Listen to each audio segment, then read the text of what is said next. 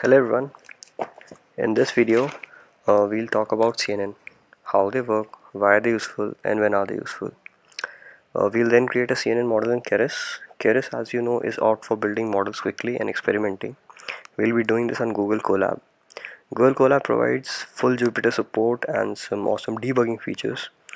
It's completely for free, uh, and it's not only for experimenting, you can also create some very detailed and big models on it. I've always used it for my projects, and if you haven't used it, you should really check it out. Okay, so in computers, an image is treated as a 2D matrix filled with values. So each value corresponds to the pixel value, pixel intensity. So this is a grayscale image, as you can see. For a colored image, you can have RGB matrix, three matrix stacked up RGB matrix, and they'll give you the color intensity at a point, at a pixel. So convolution neural network or CNN basically consists of two operations. The first one is convolution, second one is uh, pooling, max pooling, right? So in convolution, uh, what happens is you basically take a matrix, place it over the target matrix, or in this case our image.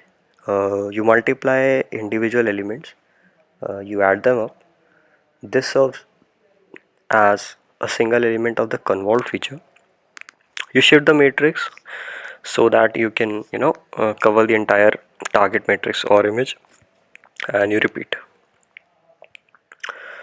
uh, Let us see what's pooling. In pooling, uh, you take a vision matrix, you check all the elements in the vision matrix at a time, you take the maximum out of it, and you shift the vision and repeat. You shift it as you do in the convolution operation. So this is what pooling looks like. Why do we pool? Or why do we do max pooling? It's basically seen that in image we see a lot of redundant data, and to reduce the calculation and to make better decisions.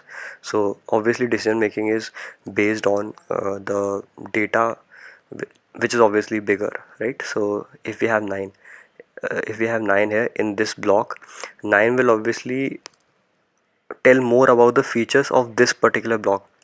So we'll use only 9. 215 in this case will be called redundant data, right? So now that you know convolution and pooling, let me roughly explain you how a convolution neural network works. So in convolution neural network, we basically have a lot of filters. So each layer is made by um, taking a set of filters, getting the convolution of from the previous layer, and stacking the output.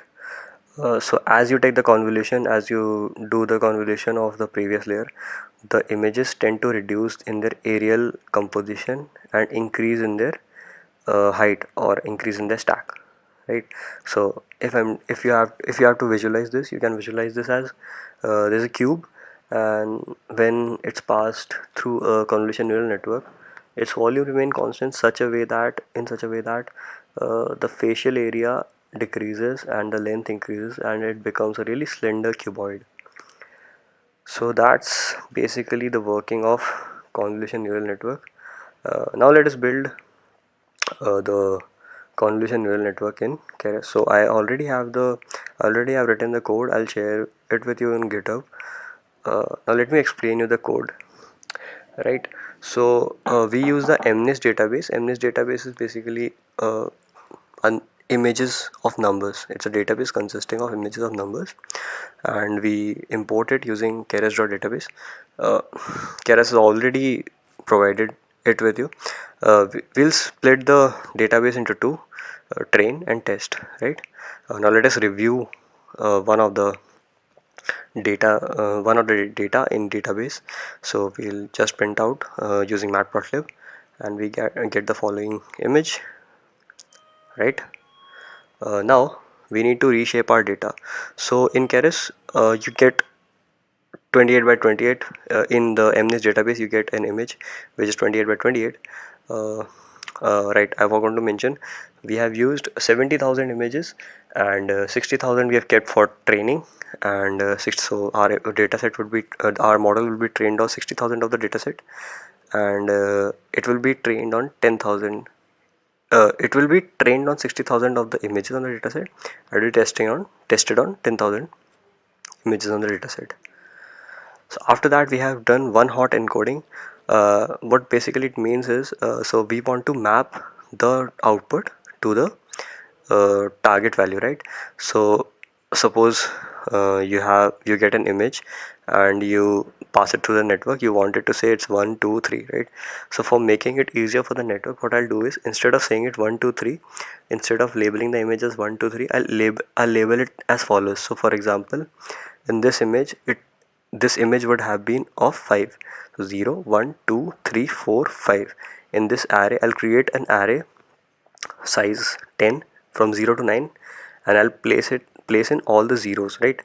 And whatever the image corresponds, whatever the number is in the image, I'll place in its position a 1. Okay, now we'll build the model, right? So the model we will be using is sequential. So sequential is the easiest way to build model in Keras. It allows you to build a model layer by layer. As you can see, we have used add function to add layers to a model. The first two layers are convolutional 2D layers that will deal in with our input images, which are seen as 2D in dimensional matrices, 2D dimensional matrices, as I told you. Uh, the first layer has 64 number of nodes, and the second layer has 32 number of nodes. Now you may be asking, as you can see here, 64 and 32. Now you may be asking, why have you chosen this specific number? Well, it's a matter of experimentation. There's also some statistical theory, but it's just a matter of experimentation. You're obviously encouraged to build this model and experiment for yourself. You can place 1,000 units, then you can place 1 unit. Uh, well, not 1 unit, but you get the point, right? So Keras is helpful. As I was saying, it's helpful in experimentation. Keras is useful for this part. You can quickly test out. You can quickly change parameters. You can quickly test out. You can quickly experiment. Right, so the activation function, as you can see, we have used rectified linear unit. It's a very standard function that people use in neural networks. Then we have used the flatten layer. Flatten, what it does is, so as I told you in convolution max pool, what you are left with is a 2 by 2, so in length into breadth into height. So you have left with a cuboidal sort of output. What you want to do is flat it out and map it to 10 different outputs. So uh, what we have as output is 100 encoded output, but we have 10 outputs, right? So we want to map the cuboid to 10 different outputs. So flatten will do that. Flatten layer will do that, right? After this, we compile a model. So compiling a model takes three parameters. One of them is optimizer. As you can see, optimizer, loss, and metric. The optimizer, what optimizer does is controls the learning rate. We will be using Adam as our optimizer. So Adam, why we have used is because it's generally good optimizer to use for many cases. Adam optimizer adjusts the learning rate throughout the training, right? So we won't be stuck with choosing. So we won't be suffering if we choose a wrong learning rate initially. So because it will be adjusting the learning rate throughout the training. The learning rate data. So you might be asking, what does the learning rate does, right? So the learning rate determines how fast the optimal weights for the model are calculated. A smaller learning rate may lead to more accurate weights, but the time it takes to compute the weights will be longer.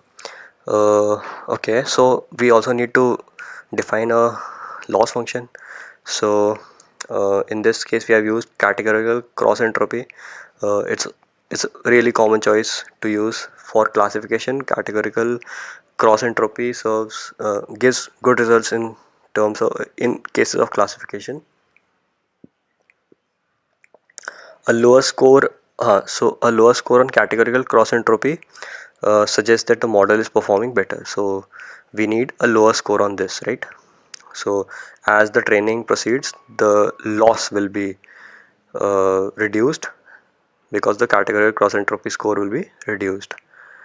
And for the matrix, we have used accuracy to see the accuracy on the validation set when we train the model, right? Now we train the model dot fit. Here's the code for training the model.